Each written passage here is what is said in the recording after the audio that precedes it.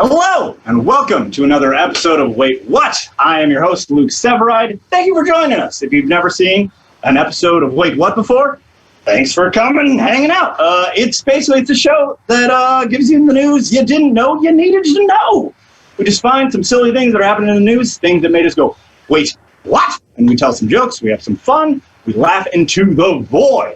But before I get into it and bring our guests on, I want to bring on my co-host, the ever-balded, the ever-bearded, the ever-type 1 diabetic-y, Gregory Beachler. All right, man. I like the recurring segment we got with my diabetes being mentioned right at the beginning. Yeah, man. I want to let everyone know the chip you have on your shoulder. Well, I appreciate it, man. We need more, awareness and representation. That's what I'm saying. Media, representation matters, and I am an ally if I'm anything. So there you go, man. Kind of a hero right now in this moment. So you're welcome. Yeah, pat yourself on the shoulder there a little harder, Luke. I'll save it for later. I don't need everyone to see the clavicle done. All right, man. It's a fun way to kick things off. All right. So this week, you and I decided to talk about something that's very important in the world right now. And I don't know if a lot of you out there know this, but there is a crisis in this world currently. And the crisis is a lack of sex dolls. They're running out. People just bought them all up, and they're in high demand. And that's crazy. We continue to stray further and further from God's path. Sad. But the Lord works in mysterious ways. He works in mysterious ways. It's just, I found a couple different articles on this, and every time they talked about it, they'd always talk about how the demand is surging. They use the adjective. You can't use any good adjectives. It's the demand is rising. Can't do that. Surging. No. Can't do that. You're going up. Nope. Can't do that. Demand is getting wet. No, that's also very inappropriate. It's ridiculous. Keep it very boring, man. Demand is high. It's the only thing we can come up with. That's not sexual in any kind of nation. Yeah, people want it for fucking. You're you can't type that in. It's. I understand that there's a lack of it because a lot of people are no human contact. They're yeah, but I need to do a thing. I need to be a part of this. But it's not. Most of the time, when people think of sex dolls, they think of just lonely dudes in an apartment by themselves. And that for sure, there's a lot of those, but that's not all of the people buying them. Turns out a lot of couples are buying these dolls. A lot. Yeah, that's interesting. That's interesting, actually. What do you think they're buying these dolls for? What do you think the reason is? Okay, I have a couple theories. First one is that I'm sure this has happened to you, and I think this has happened to a lot of stand-up comics, is that every once in a while after a show, a couple, man and woman, usually come up to you, start talking to you, buy you a couple of drinks, maybe offer you some more drinks, and then sort of just insinuate that you should go back and party with them. And I don't know about in your experience, but in my experience, the dude is always twice my size. And I've always felt really uncomfortable anytime that's happened to me, where I'm I don't know what the dynamic is here, but you're trying to facilitate a threesome. And maybe that's what I think this is that it's couples that want to have a threesome, that's their thing, but they can't find new people during COVID. I don't know, man. I feel that's a little too nice and neat because, I've been solicited, and my experience is always somewhere out of town, next to Crystal Lake in a trailer somewhere. And it's nah. This is gonna be a murder thing, and this is what you guys play off. I'm not gonna be that guy, man. I think that they're buying these dolls for each other because they're just tired of looking at each other. They cannot stomach the thought of banging their significant other again. It's listen, I'm gonna get you this doll, Sherry, because I'm tired of you touching my vagina. Keep an open mind. She has vacuum sealed hole. They're so mad. They're I'm gonna throw down thousands of dollars to save this marriage for now. Yeah, it's cheaper than therapy overall, and divorce in the long run is going to be multiples more thousands than the 6 on a decent doll. I mean, that's sort of a weird band-aid to fix a sinking ship, but I mean. Okay, to wrap this all up, one of my favorite things that I found while looking this up is that a spokesperson said for just the whole ordeal, was working at a major company, was having a hard time shipping these out, handling it, because it's delays for weeks and weeks, if not months. There's normally they'd fly out and it'd take a week to get there, and now they're it might take months, who knows. But the spokesperson said, we're struggling to keep up with demand, they're selling like hotcakes, which is just a very delightful and wholesome phrase to use to describe this thing. Like, my dad says that. He's like, oh, it smells like hotcakes. And he's never once referencing sex dolls.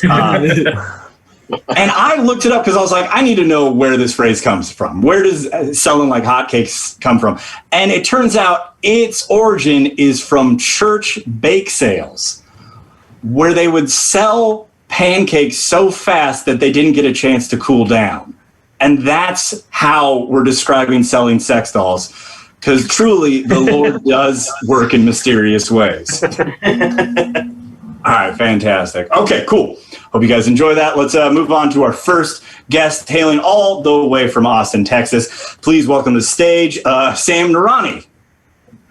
Hi. Hey, Sam, how are you doing? Surviving. How are you?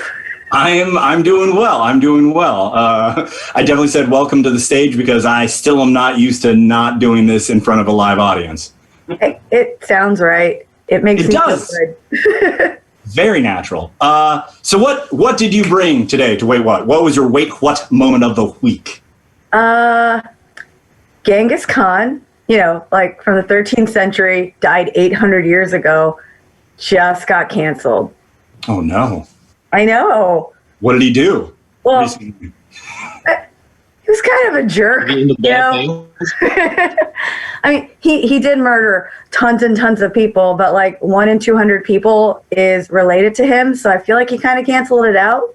I mean, is that okay? All right. I'm not trying to defend people trying to cancel him, but just because you spread your seed all over the world doesn't make up for all the forced spreading of your seed you did all over the world. Like, this was like on Twitter, right? Everyone got like mad about it. Like, yeah, there was like somebody posted, if I can read the tweet that got deleted today because that's how life works. Mm-hmm. But it was some random Twitter person that said, we glorify him as a hero conqueror when he basically went around just enslaving people and murdering people. So we should cancel him. But I'm like, dude, Mussolini and like Stalin, they did some harm. Why aren't they getting Twitter props, What, Spanish Inquisition? There was like a whole Muslims thing where they were taking over. Like, everyone's kind of had their turn taking over the world a little bit. Oh, and the Muslims, we snuck in with Genghis Khan. 2 of his advisors were Muslims, so they're like, hell yeah, let's do it. Man, what's next? Are we going to cancel Hitler now? I hope not. I want that mustache to come back. I mean, cancel Genghis Khan. So how does that how does that work? You're just gonna not teach about him anymore, or all the people with his DNA, you're just gonna kill them off? Yeah, I think there's a thing now. If I get a 23andMe done and it comes back any percentage of Mongolian, you get 1/24 of you gets canceled. Maybe that's how it works. Because 1 in 200 are Mongolian. That's crazy. All I'm saying is I understand cancel culture. There's a place for it. If there's some guy farting around playgrounds thinking it smells like cinnamon rolls, he's probably giving people pink eye. Cancel him. He sounds like an ass. Wait, can we just go over everything you just said? Why? Because a man farts and cinnamon rolls and we're going to cancel? He has delightful... He's got a magic butt, and maybe you shouldn't be at a playground using it, but we should... That's our word again. That was very specific. It smells like cinnamon, and it's problematic, is what he's... Okay, who in your life eats so much cinnamon rolls and farts around you that has made it so that it's snuck into your brain like this? I can't find someone that loves me that much yet, but one day. To pull it back, also, who is glorifying Genghis Khan? Besides Bill and Ted's Excellent Adventure, I think they had Genghis Khan, and he was kind of a chill dude. He was really mad, and they're like, "Be chill," and he's like, "All right, I'm chill." That's the only time Genghis Khan has been represented in a positive light I've ever seen in my life. They're always There's a BBC documentary that shows kind of a gentler side of him, but also the monster of him. So I don't know. He's still a person. You can't be a psycho all the time. You got to be kind of cool. Right? You got to be kind of cool sometimes. I guess when I saw it, I was just like, I understand cancel culture, but cancel culture also says that things are black and white when life is full of gray. And you're also saying people can't change. Genghis Khan cannot change because he is dead. He already did all of his work. I mean, unless you believe in reincarnation, then hopefully he won't be, himself when he comes back. Yeah, I mean, it felt crazy to me. I want to go on record and say that I hope Genghis Khan doesn't get reincarnated, because that dude is a go-getter and he did a lot of things, and I don't feel like we need to do that again. What if he comes back as like the new Mother Teresa, but with Genghis Khan get-go behind it? You'd be Father Teresa. That's not how that would work. Padre Teresa. We probably have 1 in every 100 people in the world would be related to the new version of him. And then we'll cancel him in another 800 years on the newest version of Twitter. And then that Mike Snow will make more sense to all of us. We are all a little bit Genghis Khan. What? I mean, not to make it all sound stupid, but like we're all a little cancelable, aren't we? Like to some extent, if we dig through all our stuff enough, eventually, if we go back 800 years, there's going to be something that we did that people are going to be like, you shouldn't be a person anymore. Mm-hmm. All right. Cool. Any more thoughts, Sam? Bottom line, I guess, look at the actions and learn from it. That's all. It seems like a broad paintbrush, and it's weird. The end. I mean, that's what I do also, anytime. Very different 800 years ago. You know what I mean? No one's riding in on towns on horseback with cleavers anymore, so it might be hard to get away with doing that anymore. I don't think we have to worry about that. Also, who just found out about Genghis Khan? Why is that like a new thing? Yo, I think we need to cancel the American public school system. If you're just now getting upset about a genocide from almost a millennium ago, you're not doing the best. Thanks for coming on, Sam. Let's move on to second guest, Phil Kopcynski, coming from all the way in Spokane, Washington. Yeah, and I'm still here. I'm still right here. So do you ask me a question, or do I just tell you? I could ask you a question. You could just tell me. What do you feel? Dealer's choice, man. Wait, I'm the dealer. You tell me. Well, I'm glad that we talked about Genghis Khan. That is so different than what I am going to talk about, because I picked something. So you hit me up last Sunday, and this when I was seeing this as it was happening, and it was the craziest shit. And then I've seen it rehashed over and over throughout the week. Do you know what the number one song in America is right now? I do believe I know the number one. Greg, song. Do you know what the number one song on version? Do you know what it is? WAP. Yes. Yes, that is the Wet Ass Pussy is the number one song in the United States. And if you haven't seen Ben Shapiro covering it, I highly recommend it. It's what's that? We do have a video. We can play the video. Yes, can we please play the video? Yes, please. All right, David, play the video, please. Here are some of the lyrics. You ready? Whores in this house. There's some whores in this house. There's some whores in this house. There's some whores in this house. Hold up. I said certified freak 7 days a week. Wet ass P-word. Make that pull-out game weak. Yeah, you effin' with some wet ass P-word. P-word is female genitalia. Bring a bucket and a mop for this wet ass P-word. Give me everything you got for this wet ass P-word. Beat it up, N-word. Catch a charge. Extra large and extra hard. Put this P-word right in your face. Swipe. All right, okay, dude, we get it. We did it. I do a cable well. Dude, in my mouth. I love this so much, man. Can we take that down? It's so crazy. And it gets significantly more vulgar. Like, all right, a lot more. I don't know if that's still on or not.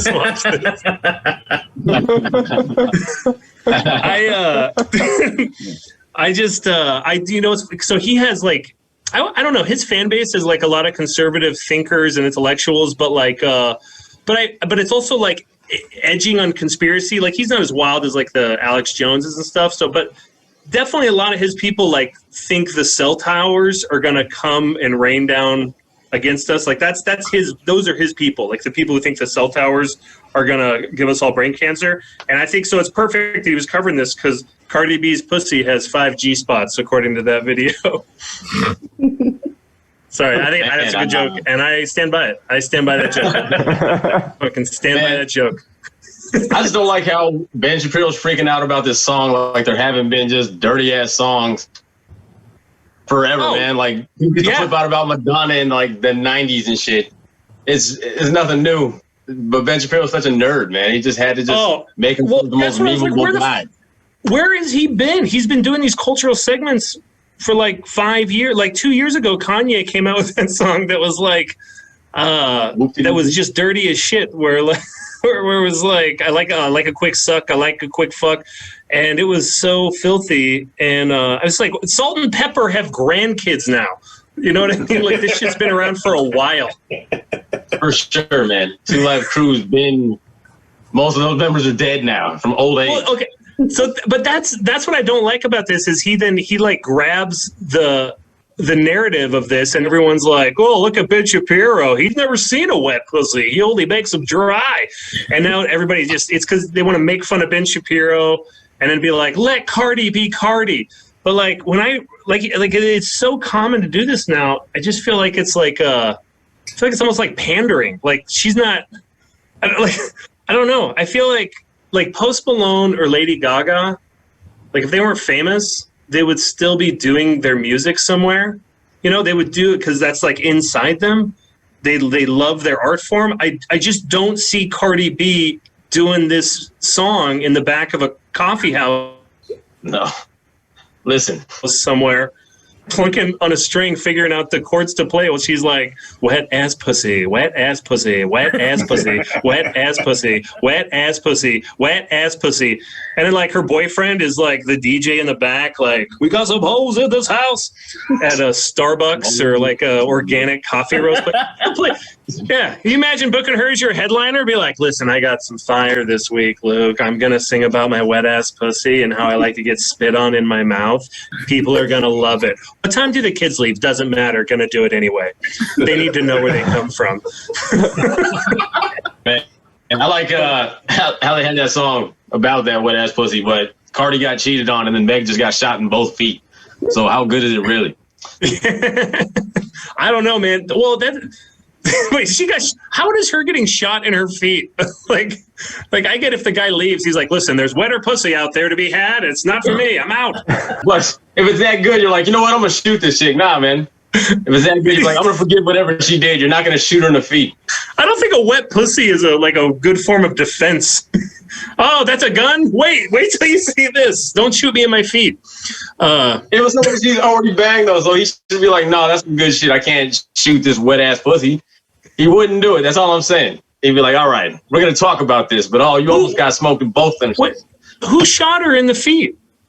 That Trey dude, that real short rapper-ass guy. You don't know about that? Oh, yeah, I don't know. Well, so wait, were they... Well, maybe he was so upset that he didn't have access to this wet-ass pussy that he was like, he went crazy. Yeah. You know, he lost his mind. Obviously, what happened. They were together. She was with this little person because he's very short. And I don't know what happened, man, but he ended up shooting her in the feet. Yeah, he didn't want her to walk away. There you go. He wanted to keep that wet-ass pussy prisoner. He's like, you're a... Oh, man, but Ben Shapiro reading through the lyrics, like, he knew that like, that's the thing, though, is that the dude knew that it was going to take off and everyone's going to be paying attention to that. Because that is, like, the nerdiest, most terrible version of reading lyrics. Like, I remember, like, I wanted to buy, like, a 9 Inch Nails album when I was in, like, 8th grade or something, and I printed out the lyrics because my parents asked me to, and the song Starfuckers was on there, and they say Starfucker 26 times, and I had to hand that over, and my mom's like, Starfucker, Starfucker, Starfucker, Starfucker, and she's like, no. And she had to read that out. Like, he knew what he was doing. It's just, dude, Ben Shapiro has the arrogance of, like, a new atheist, but he's, like, super religious and conservative. My only note for Ben Shapiro is if he could have just stopped at one point and looked at his notes and been like, oh, my God. That would have made it worse. And didn't he talked to he said that he talked to his wife about it, And she said that if you're that wet, that is a medical condition. And the internet's just like, yo, dude, your wife has never had an orgasm. That was him. Yeah, that was him. The best part about that is the way he addressed it. He goes, "My doctor wife." My doctor wife who knows. I just feel like, what is she a doctor of? First of all, she's definitely not a doctor of like having enjoyment in her life. A PhD in never coming. Also, I like how he's complaining about like, this is what feminists want. And then to further show his understanding of like feminism, he's like, my doctor wife. Like, man, must be a great marriage. Man, I will say though, one thing I respect about Ben Shapiro is he will go to an all-black college and start citing sources as to the failure. He'll be like, the reason the black community is failing is because of these statistics that he's looking out. He's in the black audience, and everyone's like, what the fuck is wrong with you? I mean, either he is like, has some kind of mental deficiency, or he's just like, I don't give a shit, and I'm going to come here and do this here. Like, I don't know. At some level, I kind of respect, like, well, I guess if you're going to, no liberal commentator, even like Sean Hannity never goes to talk to like the ACLU. You know what I mean? Like, you just don't have liberal people go to. It's definitely antagonistic, but you kind of do have to respect that a little bit, that at least he's like backing up his words, even though it is like not exactly adding anything positive to the world. And to be honest, that's why he doesn't get beat up, because even black people respect, like, well, man, he came here and just talked that shit. He didn't say like behind a computer and then smile on my face. I got to respect, dude. It'd be like if AOC went to an NRA meeting, like, and talk to them. Might be a couple more guns at that NRA meeting, though. So. I don't think she'll get to make that many words, as many as Ben Shapiro got to. Probably not. Any final thoughts on that? Oh, hey. Did you hear, Phil, with Carol Baskin? She had a comment on WAP as well. Oh, yeah. No. She was like, hey, man, all those tigers, they got mistreated. Apparently, they're all green screen tigers. They're not even real tigers. And then Cardi B was asked about it, and she's like, man, that bitch killed her goddamn husband. I got nothing to say to her. Like, that's great. That's Cardi's a gaggy. All right, cool. Thanks for being on the show, Phil, Sam. If you guys have anything to plug, feel free. Do it now. Plug away. Websites, Twitter, Instagram. Sam, go ahead and go first. Yeah, go ahead. I got a podcast called All Regrets. Like no regrets, that tattoo, but all of them at All Regrets Pod. And you can find us wherever you normally get podcasts. Cool. And Phil? You can check out my Dry Bar special, because before this began, I was a touring stand-up comic. It was really nice, and then it all ended, and I became just like one of you guys, and it's fucking terrible, and I hate it. And I don't know how normal people live their lives, and I'm sorry for all you guys. I didn't know it was this bad. But anyway, go check out my Dry Bar special. It's called Full Grown Man. and then maybe, or you can check out my Dirty album. That's called Hillbilly Glamorous. So yeah, I hope you're having a better time in the pandemic than I am, whoever is listening to this. I enjoyed just the sadness just slowly melting out of your face during all of that. That was delightful. Got to be authentic, man. Got to be authentic. And Greg, you got anything you want to plug? Yeah, Lewiston, Idaho. If you're going to be there Friday, October 21st, Shooter's Bar. I'm going to be there, hopefully not catching the Rona. Yeah, no shit. And headline, it should be fun, man. Good to be back on stage and just stretch out and see how it goes. Hell yeah. Cool. All right. Well, thanks for coming, hanging out. Hope you guys enjoyed the show. If you have any thoughts on what was good, what was not good, feel free. Throw it in the comments. We do this every Wednesday, 7 p.m. Pacific, 9 p.m. Central, 10 p.m. Eastern. And we'll be back next week. And if you guys enjoyed this, you please check out the other shows on the Big Laughs Comedy Network. We have shows every single week. And subscribe to the Patreon or whatever. We're doing this basically for free. So if you enjoyed it, man, tell a friend, share it. do all that fun stuff, and we'll see you next week. And we'll want to leave you on a high note. Bye. Whores in this house. There's some whores in this house. There's some whores in this house. There's some whores in this house. Hold up. I said certified freak 7 days a week. Wet ass P-word. Make that pull-out game weak.